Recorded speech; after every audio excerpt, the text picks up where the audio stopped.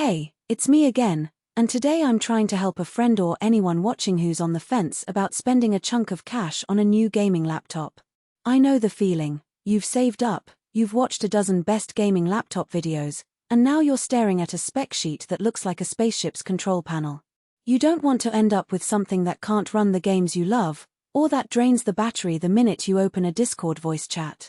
If that sounds like you, keep listening. The link is in the description if you want to check the product details on Amazon.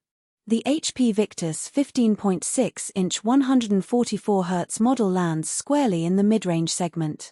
It promises a Ryzen 5 7535HS, 16GB of DDR5 RAM, a full-size 1TB SSD, and an AMD Radeon RX 6550M that the manufacturer claims beats an RTX 2050.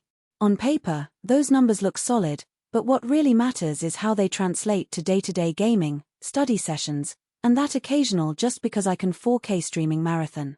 First off, the processor. The Ryzen 5 7535HS is a 6-core, 12-thread chip that sits a little below the high-end Ryzen 7 line but still gives you enough headroom for most modern titles. In practice, you'll see it handling games like Elden Ring or Valorant at medium to high settings without choking. It also shines outside of gaming. Compiling code, video editing, or juggling multiple browser tabs is smooth thanks to the DDR5 memory. The 16GB of RAM isn't just a number, it means you can keep a game, a streaming app, and a voice chat all running simultaneously without the dreaded stutter that pops up when you dip under 8GB. Now, the graphics card. The Radeon RX 6550M is technically a 2023 release aimed at the budget-friendly gamer. Compared to the RTX 2050, it does edge ahead in raw rasterization performance, especially in titles that favor AMD's architecture. If you play titles like Fortnite Apex Legends or League of Legends you'll crank out 7090 FPS at 1080p with the 144Hz panel fully utilized. However, you'll notice the difference when you step into demanding ray-traced games.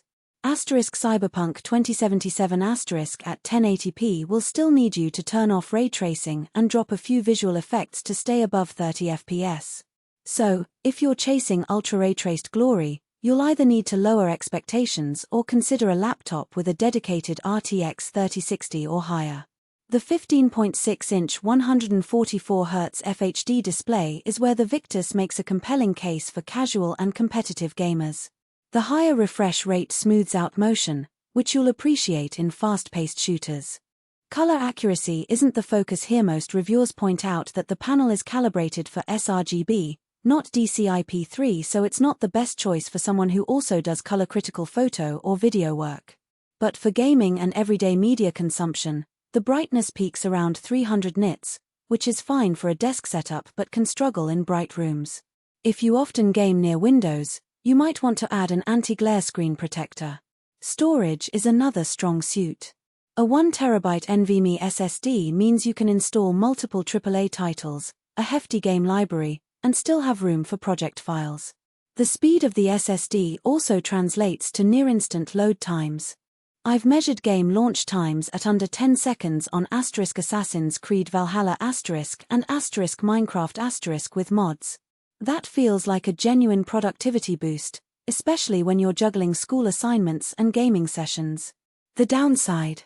This model doesn't have a secondary drive slot, so if you ever need more storage you'll have to rely on external USB-C SSDs, which can get pricey. HP's decision to ship Windows 11 Pro instead of Home is worth a quick note. For most gamers, it's a neutral change. The Pro edition adds a few business-oriented features like BitLocker and remote desktop. If you're a student or a freelancer who already uses cloud workspaces, the Pro license might feel like a nice added value. If not, it won't hurt anything but maybe a subtle cost increase that you don't see on the sticker. Let's talk about the keyboard and charging.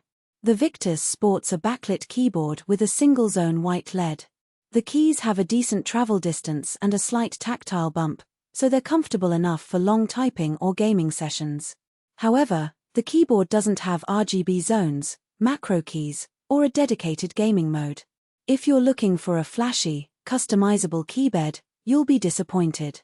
The fast charge feature can push the battery from 0 to 50% in around an hour, which is useful for short study breaks, but the battery life overall still caps at roughly 5 hours of mixed use.